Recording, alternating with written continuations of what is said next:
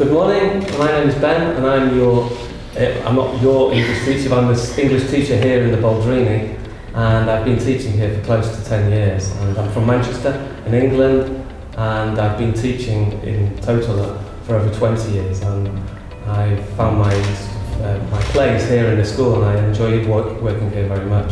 And I'd like to also bring in at this point my colleague, Alissa. Hi everyone.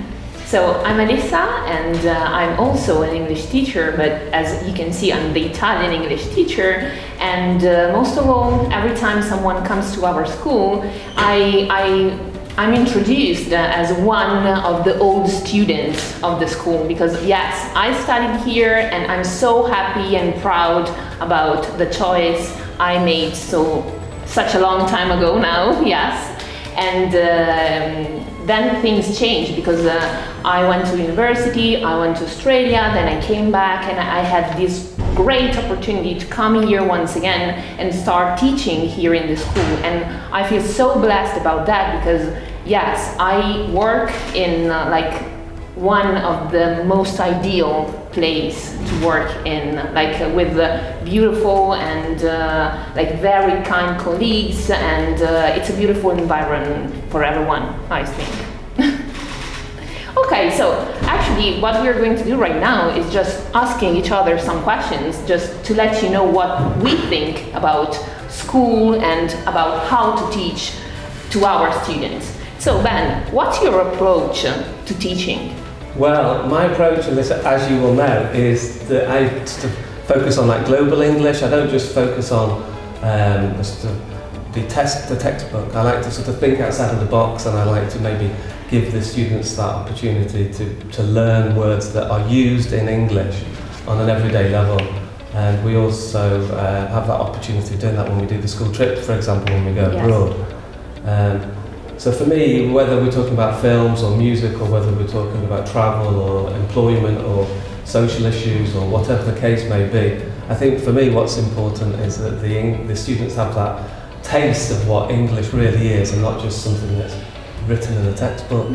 Yeah, I completely agree with you. Every time I enter a class, I think the most important point about being the class and being a teacher is I want everyone to feel confident about what we are doing and about what they are learning, because if you feel confident, then you have no problems in talking in English. And that's the reason why, yes, our classes are not just about, yes, you have to learn literature, you have to learn what's written in the text. No, that's not it. The point is you have to learn what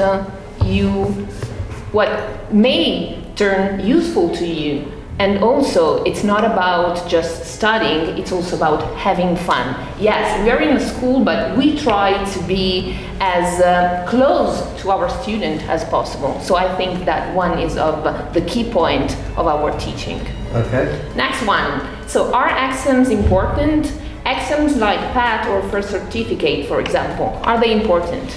Well, I think obviously fundamental within the Liceo Linguistica, so we have 50% of all our subjects are spoken or taught in the foreign language, and I think that you can't approach a Liceo Linguistica and maybe not think about doing exams. And I work as an examiner, as you know, so I like to do real time and real preparation for the exams, and I think the students, when they finish this school, would have the satisfaction of leaving the school with a B2 certification, or having the knowledge that they've achieved that level.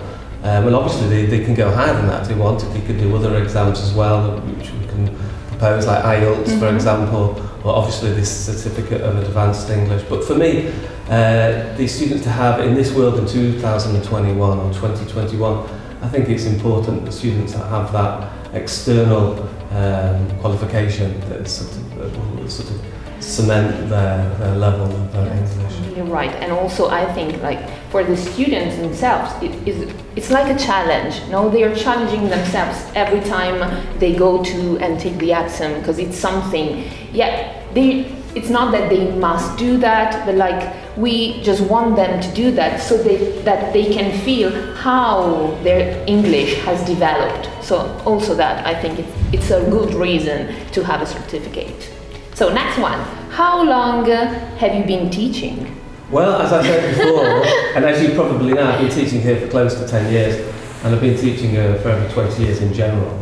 I actually started as a teacher in the UK, and as you probably know, I'm from Manchester. I came over from Manchester for the year, and I've worked in various situations, and I sort of found my niche, I found my place here at the school, and I've been, like I say, working here for about 10 years, and I hope to be working here for another 10 years. Okay. So for me, it's a little bit different because, as I told you, I was a student here, and then when I graduated at the university, and then yes, Australia. But then I was asked by the president to come back and tutor students. So I was not a real teacher, but I was like a tutor. So for those who came and had never studied Spanish, yes, at the time I was teaching Spanish. They had this chance to come with me and study Spanish and upgrade their level. And then finally, 1.5 year ago, I was asked by the president, by La Professoressa Castelli, to be the new English teacher, and that was I was so happy about that.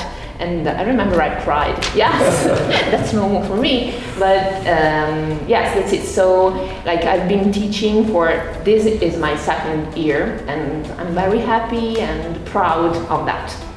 Next one, tell us a little bit about yourself. Well, I'm a football man. I support Manchester United, and I'd say football is one of many sports. I love golf, although I don't get the chance to play here. I love running. I go running quite a lot. I go at least 3 times a week. I'm a music man, so everything from classical to metallic, everything. I just have a broad, eclectic taste in music.